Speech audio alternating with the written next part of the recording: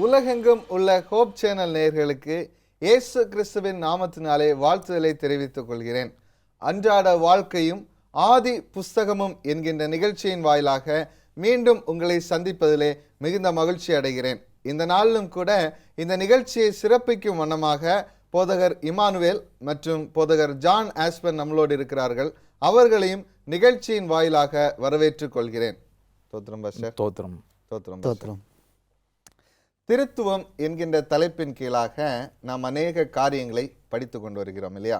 பிதாவாகிய தேவன், இயேசு கிறிஸ்துவாகிய தேவன், பரிசுத்த ஆவியாகிய தேவன் என்கின்ற தலைப்பில் அநேக காரியங்களை நாம் கற்றுக்கொண்டு வருகிறோம்.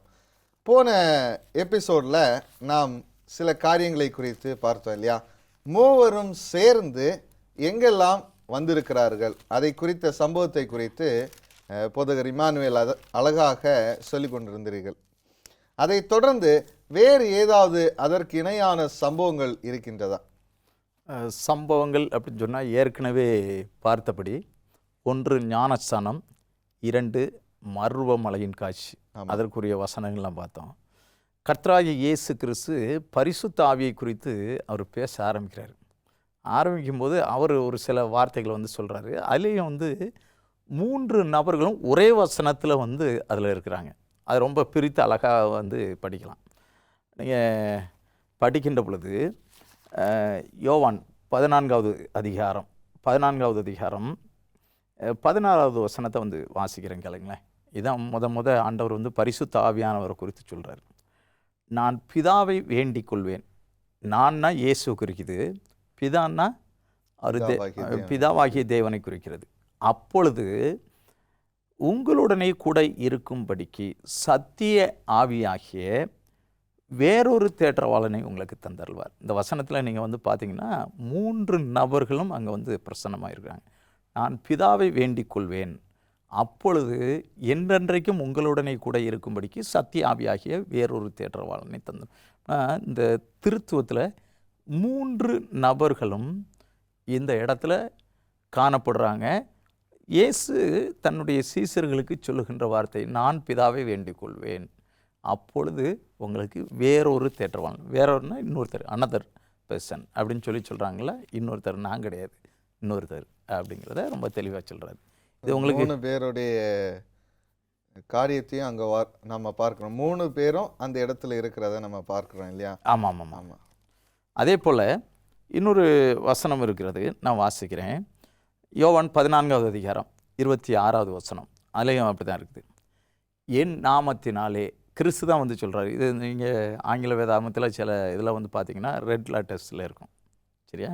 அதில் இருக்கக்கூடியல என் நாமத்தினாலே பிதா அனுப்ப போகிற பரிசுத்த ஆவியாகிய தேற்றவாளனை எல்லாவற்றையும் உங்களுக்கு போதித்து நான் உங்களுக்கு சொன்ன எல்லாவற்றையும் உங்களுக்கு நினைப்பூட்டுவார் அப்படின்னு சொல்லி இந்த வசனத்தையும் நீங்கள் வாட்சி பார்த்தீங்கன்னா ரொம்ப தெளிவாக என் நாமத்தினாலே இயேசு அவர் சொல்கிறது முதலாவது நபர். 2வது பிதா அனுப்ப போகின்ற 2வது நபர் பரிசுத்த ஆவியாகிய தேற்றவாளனே உங்களுக்கு எல்லாவற்றையும் அவர் போதிப்பார். இதுலேயும் 3 அந்த இது ரொம்ப தெளிவாக காணப்படுகின்றது. இன்னும் ஒரே ஒரு வசனத்தை மாத்திரம் வாசிக்கலாம். யோவான் 15வது அதிகாரம் 26வது வசனம். பிதாவின் இடத்திலிருந்து நான் உங்களுக்கு அனுப்ப போகிறவரும், பிதாவின் இடத்தில், பிதா எங்கே இருக்கிறாரு? பரலோகத்தில் இருக்கிறாரு. நான் அனுப்ப போகிறவரும் பிதாவின் இடத்திலிருந்து புறப்படுகிறவருமாகிய சத்திய ஆவியாகிய தேற்றவாளன் வரும்போது அவர் என்னை குறித்து சாட்சி கொடுப்பார். இந்த வசனத்துலேயும் அதே 3 நபர்களும் அங்கு பிரசன்னமாக இருக்கிறாங்க. சம்பவங்கள் பார்த்தோம், வசனம் பார்த்துருக்குறோம். ரொம்ப தெளிவாக சொல்லுகின்றது 3 பேரும் தனித்தனி ஆழ்த்தத்துவம் உடையவர்கள் அப்படிங்கிறத தெளிவாக படிக்க முடியும். அருமையாக நம்ம படித்தோம். 3 காலங்கள்லையும் 3 பேரும் இணைந்து இருக்கிறார்கள் என்று வேதம் நமக்கு தெளிவாக சொல்லுகிறது. பழைய ஏற்பாட்டு காலத்திலே பார்க்கும்போது அங்கே சிருஷ்டிப்பின் அனுபவத்தில் இருக்கிறத நம்ம பார்க்குறோம். அதே அந்த சுவிசேஷ காலம் என்கின்ற அந்த இயேசு கிறிஸ்து பூமியில் வாழ்ந்த காலத்தில் பார்க்கும்போது அந்த ஞான முழுக்கு பெறும்போது 3 பேரும் இணைந்திருக்கிறார்கள் என்று பார்த்தோம். அதை பின்தொடர்ந்து இயேசு கிறிஸ்து பரமேறி சென்ற பிற்பாடும் 3 பேருடைய அனுபவத்தை நாம் அங்கே பார்க்கிறோம். அருமையாக தெளிவாக எடுத்துக்கொண்டீங்க பாஸ்டர். போதகர் ஜான், உங்கள்கிட்ட ஒரு சின்ன கேள்வி என்ன அப்படின்னா, நம்மளுடைய ரட்சிப்பின் அனுபவத்திலே பிதாவாகிய தேவனுக்கு பங்கு இருக்கிறதா? எந்த வகையிலே அவர் பங்கு வைக்கிறார் என்று வேதம் நமக்கு சொல்லுகிறது? நாம் வேதத்தை நாம் வாசித்து பார்க்கும் பொழுது நாம் தெளிவாக புரிந்து கொள்ளுகிற ஒரு காரியம் என்னவென்றால், நம்முடைய ரட்சிப்பில், நம்மளுடைய இந்த பிளான் ஆஃப் சால்வேஷன் ரட்சிப்பின் திட்டத்தில் பிதாவாகிய தேவனுக்கு ஒரு மிக முக்கியமான ஒரு பங்கு இருக்கிறத வேதம் நமக்கு சொல்லுகிறது. நாம் பார்த்தோம் அப்படின்னு சொன்னால், சங்கீதம் 75வது சங்கீதத்தில் 7வது வாக்கியம் இவ்விதமாக சொல்லுகிறது: தேவனே நியாயாதிபதி, ஒருவனை தாழ்த்தி ஒருவனை உயர்த்துகிறார். இங்கே தேவனாகிய பிதாவை குறிப்பிடுகிறது இந்த வசனம். இப்போது பிதா அங்கே நியாயாதிபதியாக இருக்கிறதை நமக்கு பார்க்கணும். சரிங்களா? இப்போது நியாயாசனத்தில் உட்கார்ந்து நமக்கு நீதியை வழங்கக்கூடிய ஒரு இடத்துல உட்கார்ந்து இருக்கிறவர் யார் அப்படின்னு சொன்னால், இந்த பிதாவாகிய தேவன். இன்றைக்கி நமக்கு நிறைய பேர் என்ன நினைக்கிறாங்கன்னா, பிதாவாகிய தேவனுக்கு நம்முடைய ரட்சிப்பின் திட்டத்தில் எந்த ஒரு பங்கும் கிடையாது அப்படிங்கிற மாதிரி பார்க்குறாங்க. சில பேர் என்ன நினைக்கிறாங்க அப்படின்னு சொன்னால், ரட்சிப்பின் திட்டத்தில் மிகவும் உயர்ந்தவர் பிதா, மற்றவங்களாம் தாழ்த்தப்பட்டவர்கள் போல், அவருக்கு கீழே இருக்கிறது போல் அங்கே காணப்படுது. ஆனால் நமக்கு வேதம் சொல்லுகிற ஒரு மிக முக்கியமான காரியம் என்ன அப்படின்னா, தேவனாகிய கர்த்தராகிய அந்த பிதா நமக்கு நியாயாதிபதியாக இருக்கிறார். நீதியை வழங்கக்கூடிய அந்த இடத்திலே அவர் அமர்ந்திருக்கிறார் அப்படின்னு சொல்லி பார்க்குறோம். இன்னொரு வசனத்தை நாம் வாசிக்கும் பொழுது, அங்கே 50வது சங்கீதம் 6வது வசனம்: வானங்கள் அவருடைய நீதியை அறிவிக்கும், தேவனே நியாயாதிபதி அப்படின்னு சொல்லி பார்க்கிறோம். அப்படி பார்க்கும் பொழுது மறுபடியும் இந்த வசனம் நமக்கு சொல்லுகிறது, தேவன் ஒருவர் தான் நியாயாதிபதியாக இருக்கிறார், அவரிடத்திலிருந்து தான் நமக்கு நீதியானது வழங்கப்படுகிறது என்று சொல்லி நாம் பார்க்கிறோம். அநேகர் இந்த நாட்களிலே பிதாவாகிய தேவன் இல்லை என்று சொல்லுகிறார்கள். ஆனால் வேதம் நமக்கு தெளிவாக சொல்லுகிறது, நம்முடைய ரட்சிப்பின் திட்டத்திலே பிதாவாகிய தேவன் ஒரு முக்கிய பங்கை வைக்கிறார், நியாயாதிபதியாக இருக்கிறார் என்று. அருமையான காரியங்களை நாம் படித்து கொண்டிருக்கிறோம். ஒரு சிறிய இடைவேளைக்கு பிறகு மீண்டுமாக நிகழ்ச்சிக்குள்ளாக நாம் வருவோம். பிரியமானவர்களே, ஒரு சிறிய இடைவேளைக்கு பிறகு மீண்டும் நிகழ்ச்சி தொடரும். பிரியமானவர்களே, இடைவேளைக்கு பிறகு மீண்டும் சந்திப்பதில் மிகுந்த மகிழ்ச்சி அடைகிறேன். வாருங்கள், நிகழ்ச்சிக்குள்ளாக நாம் கடந்து செல்லலாம். பாஸ்டர் இமானுவேல், ஜான் பாஸ்டர் சொன்னாங்க அருமையாக, பிதாவாகிய தேவனுக்கு ரட்சிப்பின் திட்டத்திலே என்ன பங்கு இருக்கிறது என்பதை குறித்து மிகவும் தெளிவாக எடுத்து கூறினார்கள். குமாரனாகிய தேவனுக்கு, இயேசு கிறிஸ்துவுக்கு இந்த ரட்சிப்பின் அனுபவத்திலே, நம்மளுடைய தனிப்பட்ட மனிதனுடைய ரட்சிப்பின் திட்டத்திலே என்ன பங்கு வைக்கிறார் என்று வேதம் சொல்கிறது பாஸ்டர்? பாஸ்டர் ஜான் ஆஸ்பன் ரட்சிப்பின் திட்டத்தில் பிதாவினுடைய பங்கு குறித்து சொன்னாங்க. அதுக்கு முன்னாடி நான் ஒரு காரியத்தை சொல்லணும். இந்த திருத்துவத்தை நாம் தெரிந்து கொள்வதனால், 1 இருந்தானே, இல்லை அது 2 இருந்தானே, 3 இருந்தானே, இதை நம்ம தெரிஞ்சுக்கிட்டதுனால என்னங்க பிரயோஜனம் அப்படின்னு சொல்லி நிறைய பேர் கேட்குறாங்க. ஆனால் இந்த ரட்சிப்பின் திட்டத்தை நாம் கண்டிப்பாக அந்த திட்டத்துக்குள்ளே, ரட்சிப்பின் அனுபவத்துக்குள்ளே இருக்கிறோம் அப்படின்னு சொன்னால், கண்டிப்பாக நாம் திருத்துவத்தை பற்றி சரியான ஒரு ஒரு புரிந்து கொள்ளுதல் இருக்கணும்.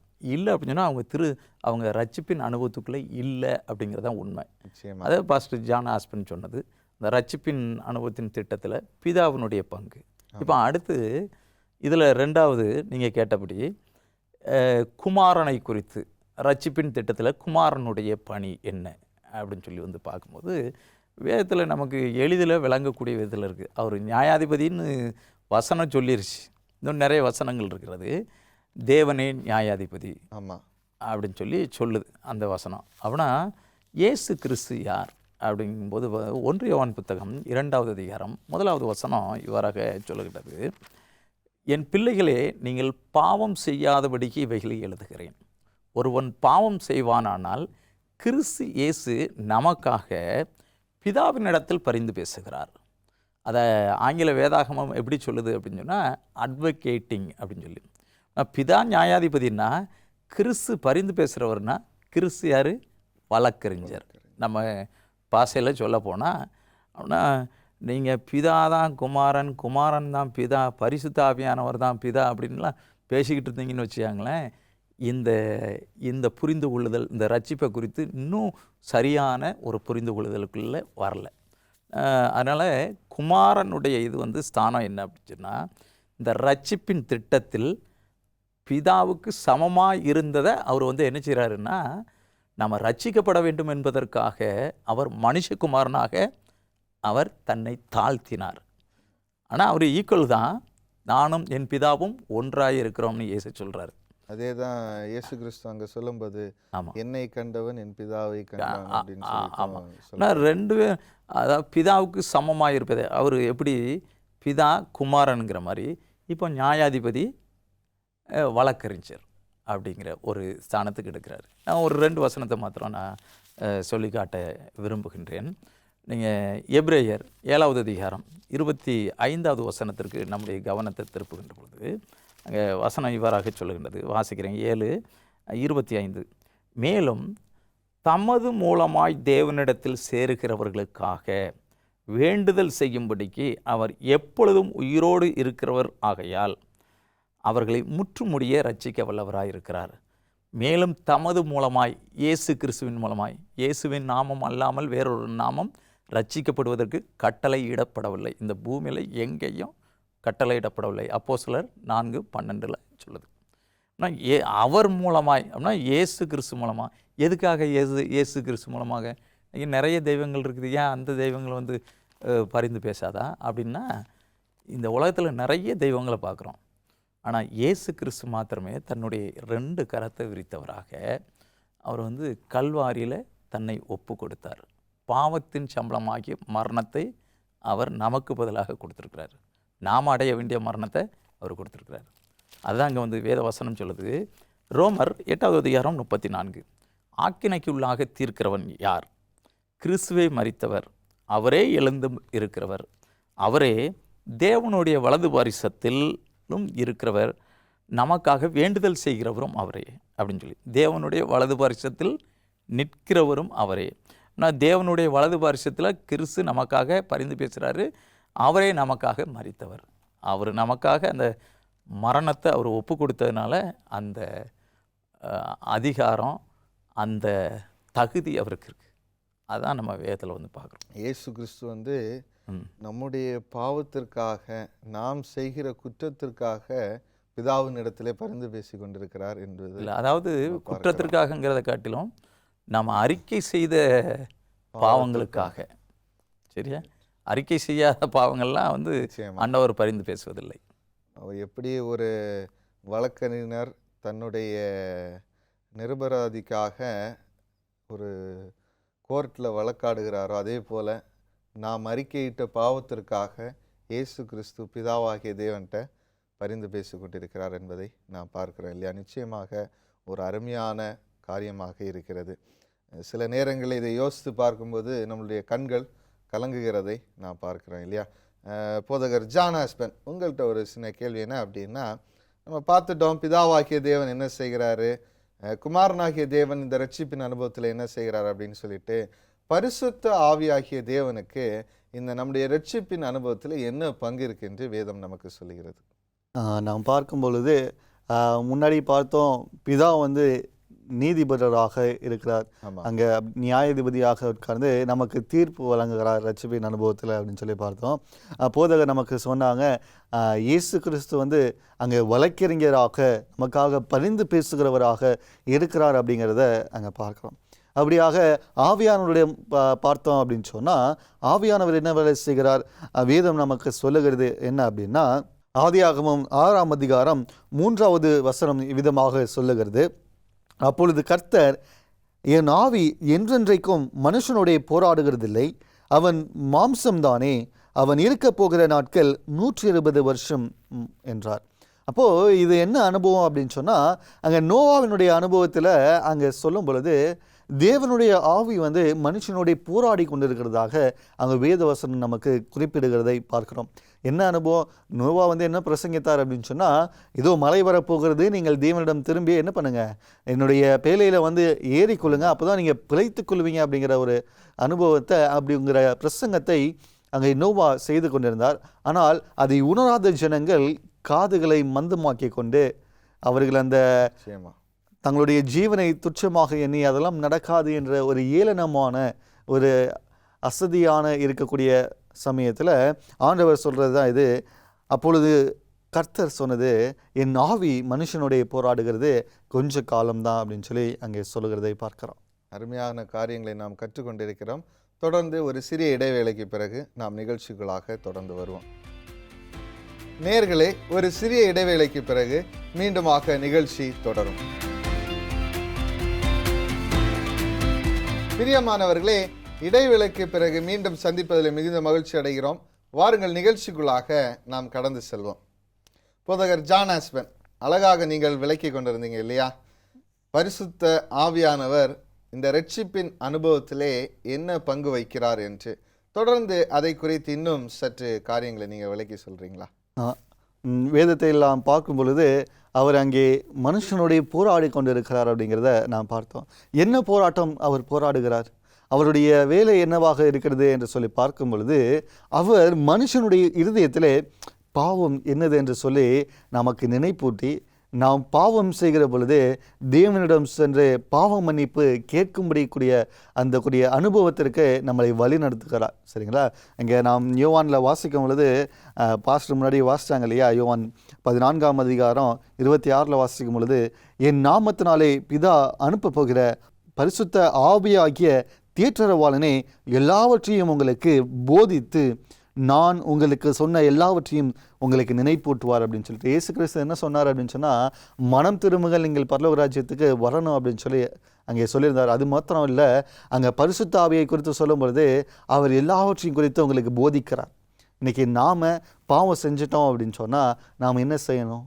இயேசு கிறிஸ்துக்கிட்ட பிதாவாகிய தேவனிடத்தில் பாவ மன்னிப்பை பெற வேண்டும் என்பதற்காக பரிசுத்த ஆவி அங்கே நம்மை வழி நடத்துகிறவராக இருக்கிறார். ஒரு உதாரணத்துக்கு சொல்லணும் அப்படின்னு சொன்னால், இப்போது நம்முடைய உடம்புக்கு சரியில்லை அப்படின்னு சொன்னால் மருந்து மெடிக்கல் ஷாப்பில் கிடைக்கும்னு தெரியும், ஆனால் நம்ம நேராக மெடிக்கல் ஷாப்புக்கு போக முடியாது.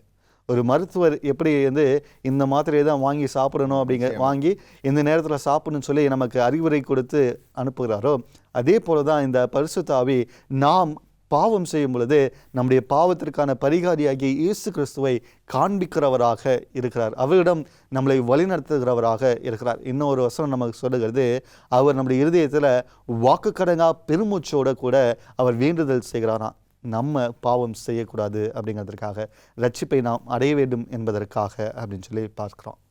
அருமையான காரியங்களை நாம் கற்றுக்கொண்டோம் இல்லையா? மிகவும் சந்தோஷமாக இருக்கிற இந்த காரியங்களை கற்றுக்கொள்ளும் போது நம்முடைய இரட்சிப்பின் அனுபவத்திலே பிதாவாகிய தேவனுக்கும் கிறிஸ்துவாகிய தேவனுக்கும் பரிசுத்த ஆவியானவராகிய தேவனுக்கும் எவ்வளவு பெரிய பங்கு இருக்கிறது. 3 பேருடைய பங்கும் இருந்தால்தான் ஒரு மனிதனுடைய இரட்சிப்பு என்று வேதம் நமக்கு தெளிவாக சொல்கிறது இல்லையா? பாஸ்டர் இமானுவேல், இதற்கு இணையாக, இதற்கு சப்போர்ட்டிவாக வேத வசனங்கள் ஏதாவது இருக்குதா பாஸ்டர்? ஆமாம், இது நச்சின் ஒரு ஆணி அடித்த மாதிரி ஒரு வசனம் இருக்குது. சரியா? எபேசியர் 2ஆவது அதிகாரம் 18வது வசனத்துக்கு கடந்து போனீங்கன்னா சொல்லுது, அந்தபடியே நாம் இருதரத்தாரும் ஒரே ஆவியினால் பிதாவினிடத்தில் சேரும் சிலாக்கியத்தை அவர் மூலமாக பெற்றிருக்கிறோம். அவர்னா யார்? இயேசு கிறிஸ்து மூலமாக.